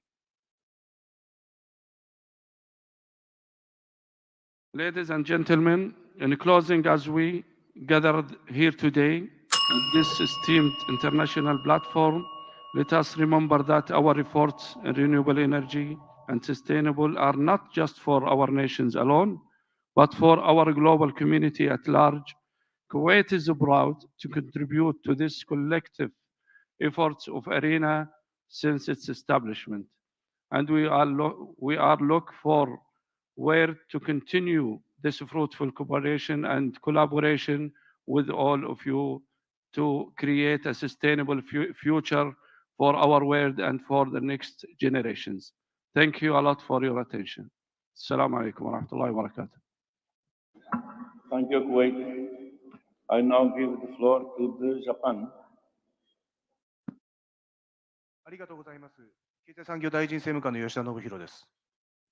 Thank you very much. I am Yoshida Nobuhiro, Parliamentary Vice Minister of Economy, Trade and Industry of Japan.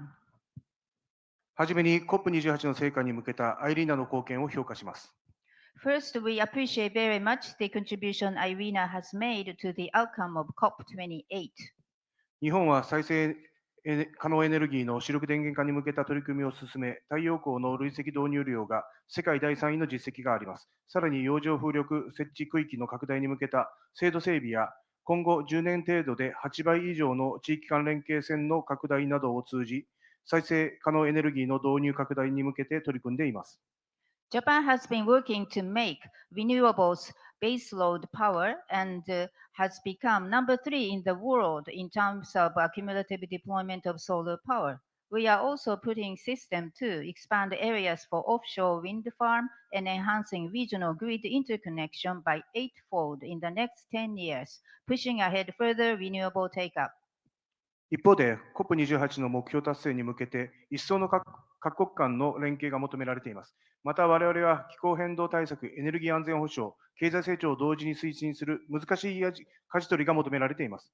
このため日本は多様な道筋によるエネルギー移行、イノベーションの促進、世界全体での脱炭素化を進めることが重要であると考えています。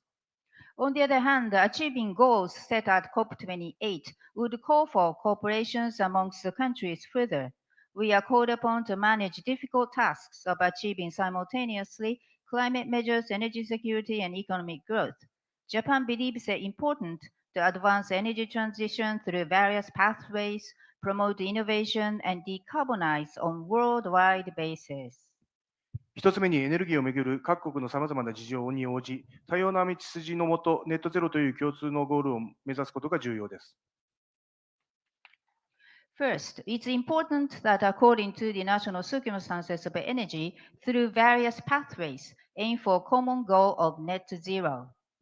この考え方は G7 広島市のコミュニケや COP28 の決定にも盛り込まれました。また、再エネに加えて水素、アンモニアなどあらゆる技術の活用も重要です。This notion is incorporated into the G7 Hiroshima Leaders Communique and decision at COP28. Also, besides renewables, it's important to use all technologies, including hydrogen and ammonia. 再生可能エネルギーについても、再エネポテンシャルや電力系統の整備状況は国によって異なります。この点も考慮したアイリーナのきめ細かい分析を期待しています。On renewables as well, as its potential and development stage of grid is different amongst the countries, we hope IRENA will analyze in detail about these points. 2つ目に研究開発段階にある技術の実用化が必要です。日本は GX 経済移行債を発行し、脱炭素化に必要なイノベーションに対し20兆円規模の投資支援を行い、浮体式容量風力やペロブスカイト太陽電池の開発などを推進しています。Second, technology at R&D stage need to be put into practical application. Japan will issue GX Economic Transition Bond and give investment support of 20 trillion yen to innovation necessary for decarbonization and promotion of floating offshore wind and development of perovskite solar cell. 再エネ導入だってや周辺環境との調和、立地制約などさまざまな課題もあり、一層の導入に向けたイノベーションの重要性をアイリーナからも発信していただきたく存じます。Deployment of renewables also has some problems as well, such as harmony with the surrounding environment and siting constraints. We ask IRENA to message the importance of innovation for further take-up. 3つ目として、脱炭素化に向けた取り組みは先進国、新興国を問わず、世界全体で進めることが重要です。Third, efforts toward decarbonization should be pushed forward on worldwide basis, irrespective of advanced or emerging economies. 日本は昨年、アジアゼロエミッション共同体首脳会議及び閣僚会合を開催し、アジアの脱炭素化に向けた協力を推進しています。Japan last year hosted Asia Zero Emission Community Leaders and Ministerial Meeting and is promoting cooperation in decarbonization in Asia. IRENA の強みはメンバー国が170カ国に上ること。IRENA のネットワークを駆使してメンバー国の再生可能エネルギー導入拡大に向け、各国の事情を踏まえたきめ細やかな導入策の分析を期待しています。The strength of IRENA is in its membership, counting 117 countries. Using its network to the fore, we hope IRENA will make detailed analysis on deployment measures for countries whose circumstances are each different. 引き続き、我が国もIRENAと連携し、再エネ分野での協力を進め、世界の現実的なエネルギー移行に貢献していきます。Japan will cooperate with IRENA to promote renewables and contribute to the practical energy transition of the world. ご清聴ありがとうございました。Thank you very much for your attention. Thank you, Japan. I now give the floor to Egypt. Thank you. Your Excellencies, ladies and gentlemen, at the outset, I would like to seize this opportunity to express my pleasure to participate in this event on behalf of the Egyptian government and to convey my express and appreciation to Mr. Francesco Lacamera, Director General of IRENA, and his team for their efforts to enhance renewable energy deployment. And I would like to congratulate the United Arab Emirates on its excellent hosting, organizing, and the success outcomes of COP28. Excellencies, ladies and gentlemen, today the global transformation of energy system has become a reality to achieve a sustainable economy that includes unlimited opportunities for cooperation between countries. In this regard, let me briefly share with you what Egypt has done in the last 10 years to address this matter. In 2014, Egypt issued a law for attracting investments to renewable energy field. Based on this law, the Bimban Solar Park was implemented with a current capacity of 1,465 megawatt with direct foreign financing from foreign financing institutions, which contribute to reducing greenhouse emissions by about 2 million tons annually. This project has won many international awards, including the World Bank Award in 2019. In 2015, the electricity law was issued, which regulates the market in Egypt and aims to open the competitive market. In 2016, an energy strategy was adopted as ambitious vision towards 2035, which includes maximizing the participation of renewable energy capabilities in the energy mix to reach about 42% in 2035. And this strategy is currently being updated until the year 2040 in light of local and global variables. Egypt affirmed its transition to clean energy by updating the NDC on June 2023 to increase renewable energy generation contribution to be 42% of generation mix by 2030 instead of 2035. This update is based on the energy pillar of NWAFI program, aims to the commissioning of 5,000 megawatt of existing inefficient oil and gas field power generation capacity and facilitate investment of more than $10 billion to support the installation of 10,000 megawatt of new renewable energy capacity. It's expected to lead to GHG emission reduction of about 17 million tons CO2 annually. In the field of green hydrogen, Egypt has followed two parallel axes. The first one is to prepare a national strategy for low carbon hydrogen, which was approved and launched in the first quarter of this year. And the second one is to take the required actions to stimulate the developer to implement their project. In this regard, the National Council for Green Hydrogen and its derivatives was established, which is headed by the Prime Minister in order to support and overcome the barriers facing investment in this field first and foremost. In addition, the law for green hydrogen production incentives was also issued, including a package of taxes and non-taxes incentives. As a result of these efforts, 27 MOUs were signed with international developers. In addition, 12 framework agreements were also signed. Excellencies, ladies and gentlemen, the strengthening of cooperation and integration between the policies and the international partnership will work to achieve the desired objectives of the international community and the achievement of growth and well-being of our people. I believe that the most important option is to strengthen the required funds to prepare the infrastructure, legislative and regulation for the countries most in need to implement the required path towards a more sustainable world. I look forward to powerful catalyst for collaboration and cooperation between all parties hand in hand by contribution. Together, we will further our collective action to achieve transformative change in support of just energy transitions worldwide for our people, planets, and shared prosperity. Thank you so much. Thank you, Chief. I now give the floor to the Brunei Darussalam. Thank you, Mr. Chair. Assalamualaikum and good afternoon. Mr. Chair, Excellencies, COP28 underscored the importance of lower carbon solutions through rapid energy transition. Brunei Darussalam too recognizes this importance, and we are committed towards contributing to the tripling of global renewable energy generation capacity by 2030 and doubling energy efficiency improvements within the same timeline. For Brunei Darussalam, increasing renewable energy deployment carries a greater meaning. As an oil and gas producing country, rapid transitions towards a lower carbon energy system will enhance national energy security while meeting the growing energy demand. At the same time, it presents an economic opportunities as enablers based on low carbon solutions, including renewable energy projects. We have set ambitious national targets that reflect the pledges that we took in line with our nationally determined contributions and NDCs. Brunei Darussalam's current renewable energy installed capacity stands at over 6 megawatt, which is about less than 1% in the power generation mix.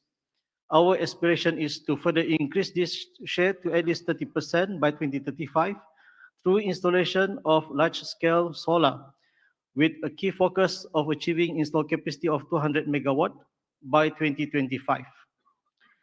Brunei Darussalam is still predominantly covered by pristine rainforest with a coverage rate of over 70%. And in considering this, has motivated us to focus more on marginal land and water-based surfaces for large-scale renewable energy installations. To enable projects within these areas has its own set of challenges. Thus, our aim, among others, is to accelerate major grid infrastructure upgrade, explore the integration of utility-scale energy storage system into the power supply system, and establish conducive power tariff rates.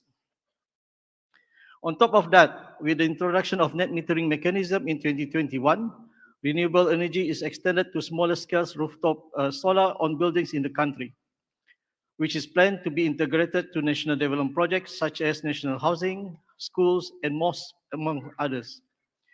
Our pursuit to scale up renewables is complemented with focused efforts on energy efficiency. Brunei Darussalam has implemented the Energy Efficiency Standards and Labeling Act in 2023 to promote demand-side energy efficiency and conservation by restricting electrical appliances importation of those meeting the minimum energy efficiency standards only. Other initiatives include application of energy efficient technologies such as combined cycle gas turbine in our power generation. Brunei Darussalam is keen to cooperate and collaborate in sharing best practices, as well as learning from other countries' expertise particularly on the deployment of renewable energy and storage system. Thank you, Mr. Chair. Thank you, Brunei Darussalam. Now I give the floor to the Tuvalu.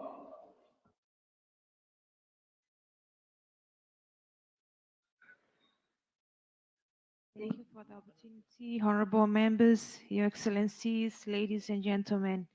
It is with great honor and gratitude that I deliver a short statement on behalf of my country, Tuvalu, and my minister before you this afternoon, representing how resilient we are.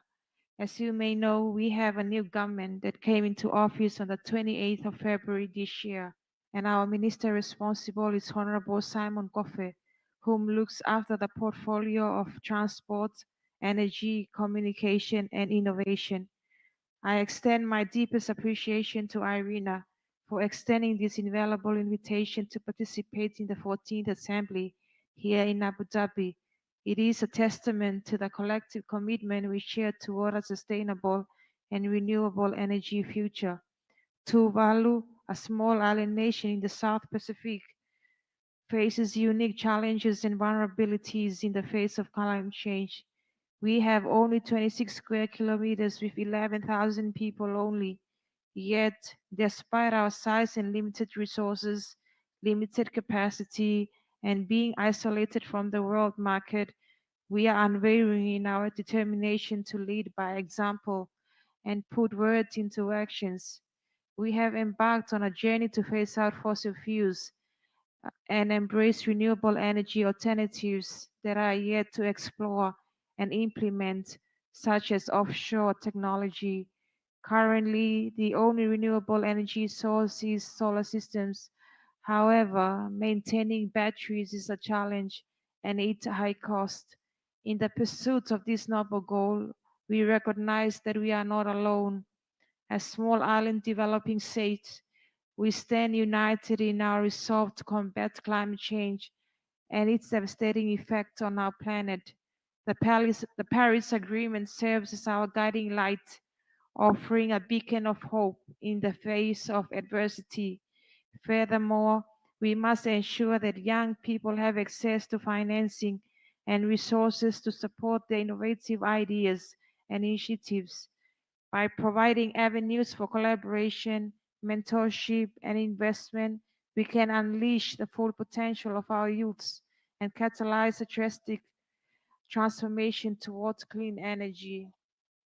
Moreover, other stakeholders such as the grassroots community to recognize and actively engage with leaders and decision makers to prioritize investment in renewable energy and create enabling environment for sustainable development through advocacy, education, and grassroots mobilization.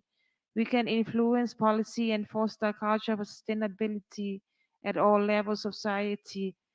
As mentioned yesterday, we need the appropriate technology that is applicable and contextualized to generating clean energy effectively in our respective countries. In Tuvalu, we are in the process of passing the energy bill in Parliament and will play a role as an overarching legal framework to support all energy-related policies, regulations, and instruments, such as providing incentives to businesses and suppliers to import more e-bikes, EV cars, and e-boats to the country. In conclusion, I extend my heartfelt gratitude to IRENA and all participating nations for their unwavering support and solidarity. Together, let us leverage this opportunity to create a brighter tomorrow for generations to come. Fakafetai Lassi, and thank you. Thank you, Tuvalu. I now give the floor to the Mauritans.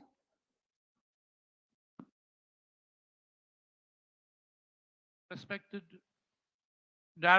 respected Chairman, Director General, Excellencies, ladies and gentlemen, I am grateful to IRENA and the Director General for allowing me to share the experience of Mauritius in the renewable energy sector. Mauritius has stressed on various platforms that the policy of the government is to phase out the use of the coal, increase the renewable energy to 60% in the electricity sector, and improve its energy efficiency by 10%. With 2019 as base year, by 2030, green energy has been announced as a new pillar of the economy. Presently, Mauritius is heavily dependent on fossil fuel and renewable energy. Contribution in the electricity sector was around 19.2% in 2022. The target of 60% is very ambitious, and therefore Mauritius reviewed its renewable energy roadmap in 2022, which lists out all the priority action to be undertaken between 2022 and 2030.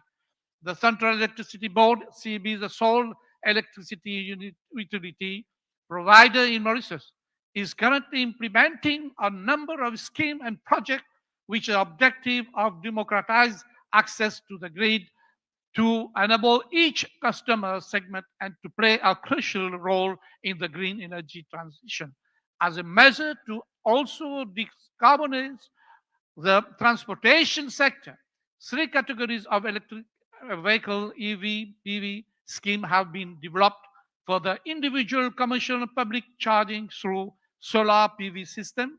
Moreover, the government provides incentive for the electrification of the transport field. As regards the large-scale RE project, the CEB has already commissioned 109 NWPV farms. The CEB has also signed 7 power purchase agreements for RE hybrid facilities. This project will comprise both PV and battery energy storage system. Although solar and wind are much technologies adoption of these renewable calls for the coupling of the BSS, which is capital incentive to limit the intermittency on the grid. These REHF will contribute to the semi-base load. To displace coal in the base load, a national biomass framework NBF was released in 2023 to boost a share of biomass in the energy mix. Apart from the revamping the sugarcane sector, local biomass is also being promoted for use in existing IPPs by increasing the share of local biomass in the electricity mix. Mauritius will be less vulnerable for an exchange risk with the gradual importation of coal. As a seat, Mauritius has limited land resources for implementation for RE technologies and has to compete with the land use of residential, commercial, and agricultural purpose. In the context, water bodies are being considered for the implementations of floating of PV. Excellency, injecting more RE and the electricity mix calls for the grid strengthening. The CB has already embarked on the implementations of 10 GIS substations and smartening of the grid of absorb more RE. The grid also needs to be made more resilient in order to face the effects of the climate change. According to Rebus, RE technology are required as well as undergrounding of electrical cables, which is capital incentives. Administrative procedure are also a challenge for securing of the permit, license, and consent prior to the implementations of large RE projects. In this context, the government has put in place a fast-track committee to streamline the procedure for permits and license. Excellency, Mauritius welcomed the webinar organized by IRENA, especially on the potential of the offshore wind and green hydrogen in the energy transition. Commercial exploitation of such technology will be a game changer. For seeds having limited land resources, the implementations of ocean technologies, including offshore wind, would provide a viable solution in lowering our GHG emission. The RD are also targeted towards the use of the biofuel as the alternative to fossil fuel. However, we need to be cautious and ensure that the productions of biofuel be sustainable and not jeopardize our most precious forest and its biodiversity. Excellencies, I will conclude by submitting a request to IRENA for the capacity building, technical assistance, as well as financial matchmaking for Mauritius for the implementation of its NDSC. Thank you very much, Chair. Thank you, Mauritius. I now give the floor to Norway.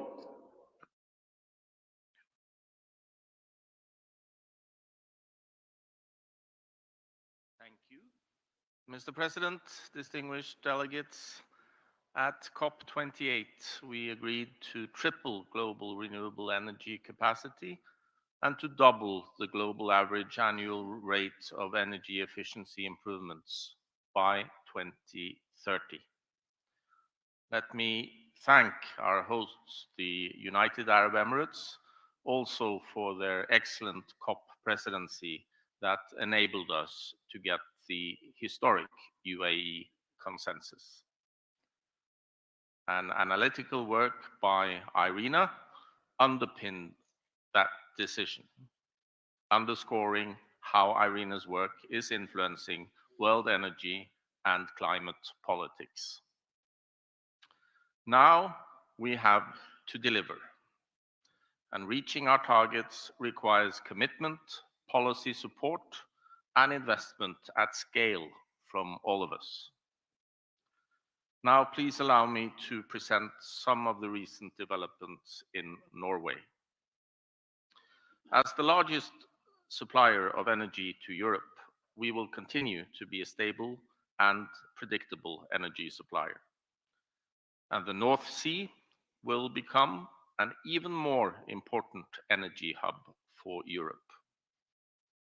Together with the other countries in the North Sea region, our combined plans are to establish 300 gigawatts of offshore wind capacity. Norway's aim is to award areas for 30 gigawatts by 2040. This will also generate many positive ripple effects, including safe, green jobs. And just 3 weeks ago, the first auction round for a license in the southern part of the North Sea was successfully completed. The size of that project is 1.4 gigawatts of capacity. Carbon management is also a key priority. CCS represent an important pathway to achieve climate neutrality. The goal with our Longship project, which is the largest climate project in Norwegian industry ever, is to build a viable value chain for carbon capture, transport, and storage. We have a test center for capture technologies, and next year Heidelberg Industries will start to produce cement with CO2 capture. We need and welcome more countries and companies to invest in CCS. This is necessary for CCS to reach economies of scale and help mitigate climate change in a cost-effective way. Norway also wants to contribute to a market for hydrogen produced with low or zero emissions. Our view is that blue hydrogen will be necessary in the first phases of a hydrogen market. In the longer term, more renewable power can set the stage for an increasing production of green hydrogen. Colleagues, to achieve universal access to energy and the ambitions of COP28, public and private investments need to increase significantly. To increase investments in renewable energy in developing countries, Norway has established a climate investment fund, providing equity and a new state guarantee instrument. In 2022, the fund mobilized more than $1 billion in private capital, which ensured that Norway reached its target of doubling climate finance 4 years ahead of schedule. Now, finally, I am also pleased to announce that Norway will enter into a new voluntary agreement with IRENA. I thank you, Mr. President. Thank you, Norway. I now give the floor to Portugal. Thank you, Mr. President. And good afternoon to everyone. It is a pleasure for me to be here and to share the good example of Portugal in this green transition. Portugal has made a clear commitment with this transition, and we fixed our targets as an ambitious targets, but fully achievable. Let me underline that Portugal was the first country in the world to have a carbon neutral roadmap, and we established this goal until 2050. Now the goal is still until 2045. We anticipated this date in 5 years. Also, we aim to double our installed capacity of renewables to the double. And to accelerate the deployment of these renewables, we will triple our solar capacity, and we will install 10 gigawatts of offshore wind until 2030.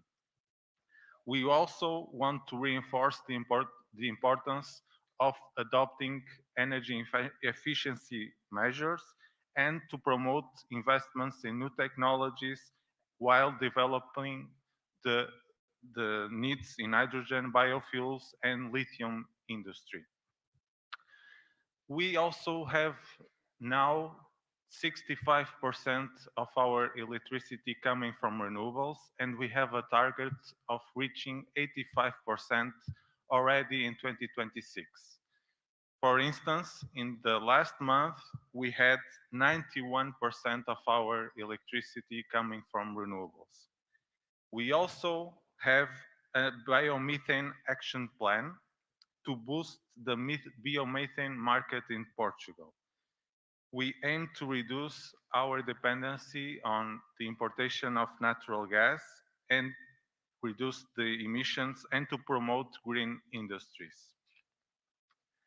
In addition, we are working on implementing regulatory frameworks that encourage grid flexibility along with specific policies aiming to speed up licensing processes, as well as designing offshore and tenders which will be launched very soon.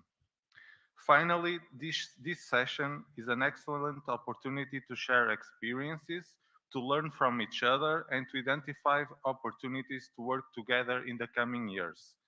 Tackling climate change and ensuring a fair and inclusive energy transition is a challenge, not only to a single country to be able to solve it as its own. Portugal is very committed to actively collaborate with IRENA in leading this transition to a cleaner and more sustainable future. Thank you. Thank you, Portugal. I now give the floor to Italy. Esteemed colleagues, first of all, I would like to express Italy's appreciation to IRENA for its outstanding work in favor of energy transition and to commend the effort put in place for the implementation of the work program for 2022-2023. Also, let me praise the cooperation between Italy and IRENA, which produced outstanding results. In this context, I am particularly glad to mention two main Italian initiatives. IACT, carried out with IRENA to promote youth engagement, training over 3,700 young activists, and Youth for Climate, supported with the UNDP to propose young project generation in climate change. Speaking about decarbonization, Italy is working hard, both at national level and international one. Regarding our national strategy in renewable energy policy, Italy has made significant strides. Currently, nearly 37% of Italy's electricity supply is met through our renewables, a testament to our commitment and progress in the clean energy transition. This result was made possible thanks to significant incentives that Italy spent to support renewable energy power plants, energy efficiency, and sustainable mobility. Thanks to this, we have 61 gigawatts of renewable capacity already installed in the electric sector. We are also pioneering new investment in renewables, incentivizing energy communities, collective consumption, and agri-solar projects. In addition to the electric sector, we are focused on the heating and cooling sector and the transport sector, where we have been a pioneer in integrating renewables, particularly throughout incentives for electric vehicles and the development of a national platform for EV charging infrastructure. Moving to our international agenda and our G7 presidency, let me highlight how we are prioritizing the acceleration of the net zero agenda and the transitioning away from fossil fuels. Climate risks are a global challenge that affects every country at every latitude. To this regard, Africa is a focal point for our G7 agenda. Throughout various initiatives, we aim at fostering energy collaboration and industrialization as catalysts for the continent's progress. This endeavor emphasizes the significance of credible partnership with African nations, align our efforts with their priorities, and supporting their industrial development. In conclusion, Italy's national efforts and international leadership during the G7 presidencies showcase our holistic and ambitious approach to decarbonization.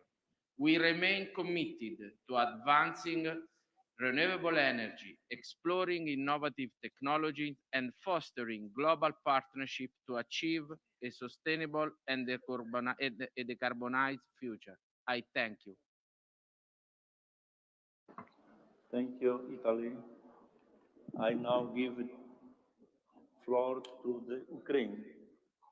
Thank you, Mr. Chair. Distinguished members, ladies and gentlemen, I would like to start by thanking the IRENA Secretariat for organizing the 14th Assembly and thank our host, the UAE, for traditionally warm hospitality, as well as our Rwanda presidency for its leadership. Ukraine commends IRENA's initiatives under the Rwanda's leadership, which aim at supporting member states through sharing expertise, facilitating capacity building program, and mobilizing resources for sustainable energy projects. Let me brief the distinguished participants on the progress made by Ukraine since the last Assembly meeting. In June 2023, Ukraine presented its Energy Strategy 2050 at the Ukraine Recovery Conference in London. This strategy envisions decarbonizing Ukraine's energy sector by 2050. The recovery plan for Ukraine defines our ambition to increase the share of renewable energy, promote highly maneuverable generation and energy storage systems, and advance renewable gases. Currently, Ukraine is finalizing the development of its own hydrogen strategy until 2050. Offshore and onshore wind potential analysis and development is also on the agenda. In 2023, the share of renewable energy in power mix reached 20.3%, including large hydropower plants. As of the beginning of 2024, the installed capacity of renewable energy was 0.8 gigawatts, including facilities located on temporarily occupied territories. During 2023, at least 360 megawatts of RES capacities were commissioned in Ukraine. Up until 2023, there was no biomethane production in Ukraine. In April, the first biomethane plant with a total capacity of 3 million per year and access to gas distribution network was commissioned. The commissioning of approximately 10 new biomethane plants, each of a capacity of 1.5 million cubic meters per year, is scheduled for the years for 2024-2025. A year ago, during the 13th IRENA Assembly, Ukraine requested the IRENA Secretariat and the member states to support the vital initiatives for Ukraine to restore the damage to Ukrainian power grid caused by Russian aggression. Let me avail myself of this opportunity to express sincere gratitude to IRENA Director General Francesca La Camera, the IRENA Secretariat, as well as to our partners for their prompt response in providing practical assistance in facilitating Ukraine's renewable energy goals.